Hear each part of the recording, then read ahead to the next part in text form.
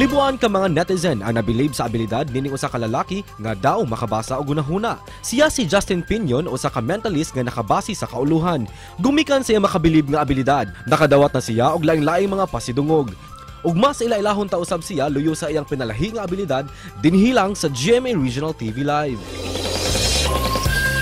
Talagsaon gyud kapuso ang iyang abilidad ug atong pakisayran giunsa man niya makauban nato sa programa karong buntaga Mentalist Justin Pinon. Mayong buntag ug maupay na aga Sir Justin. Welcome sa GMA Regional TV Live. Pakibati sir ang inyong mga tagahanga dito sa Visayas. Maayong buntag sa tanan. Thank you so much Sir Justin for joining us and for accepting our invitation. Kumusta ka this morning, sir? I feel energized. I feel so excited para dito sa interview ninyo, and I'm really happy na makausap ko kayo kasi I super miss the Visayas eh. Thank you so much, sir, for joining us. We're happy to talk to you this morning. Let's talk about your love sa magic, Sir Justin. Anong specific moment sa buhay mo na napasabi mo nga gusto mong i-pursue itong field na to?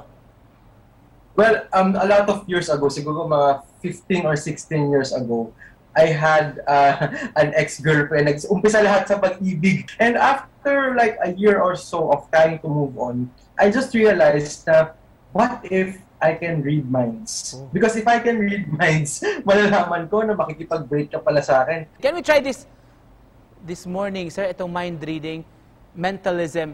Subukan natin, sir, kung ano, mababasa mong nasa isip ko, sir?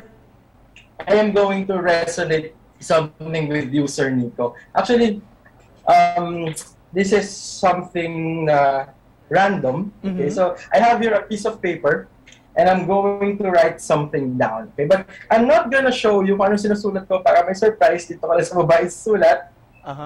And then, actually, this is just a 2-digit number. Yan, tataas ko. What I've written down here is a 2-digit number. Now, to give you a heads up, yung number na nandito, Sir Nico, has nothing to do with you. Okay, this is not your birthday. This is not an anniversary or someone else's birthday. This is not a significant number. But this is a random 2-digit number. I'm sure while I am speaking sa'yo, parang may pumasok na 2-digit number sa isip mo. Am I right? Like right now?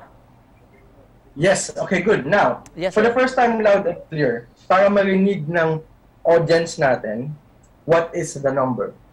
2-digit number, sir, no? Right? Yes. Yes. Pumasok talaga, first thing in my mind, sir, 7 and 8. 7 and 8. Bakit 7 and 8? Wala lang. Pumasok lang talaga sa isip ko. So, you know what, Sir Nico, super saya ko na yun yung pumasok sa isip mo. Alam mo kung bakit? Why is that so, sir? Whoa! Whoa! Actually, sir, yun lang taga pumasok sa isip ko. Nung sabi mo mag-isip ng number, wow, that's amazing, sir. We're very curious, Sir Justin. Ang sikreto, paano mo to nalaman? Well, basically, actually, if you look at my performance, sinasabi ko kung paano, like, I resonate those numbers to you. I use the power of suggestion. Like yung number kanina, yung 78, I use the power of suggestion for you to think of 78. So, yun resonate ko lang siya, yung 78 to you. Kaya diba it feels easy for you to say 78 kasi yun na yung subconsciously, I'm speaking with your subconscious mind kanina pa. Sir Justin, sa mga viewers natin, nakakabangha, mga kapuso, saan kayo pwedeng ma-follow, sir? Where can they catch you sa yung mga social media platforms din, sir?